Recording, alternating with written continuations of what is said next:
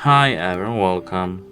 Today I have Apple AirPods 4 headphones and I'm going to show you where can you easily enable headphone notifications. At first we have to click on our settings icon, then head to Bluetooth. Now we have to click on this info button over here, and now we have to scroll all the way down to accessibility. Now we have to click on iPhone and visual settings and scroll down to headphones notifications. To protect your hearing, iPhone sends a notification if you have been listening to loud headphone audio for long enough to affect your hearing.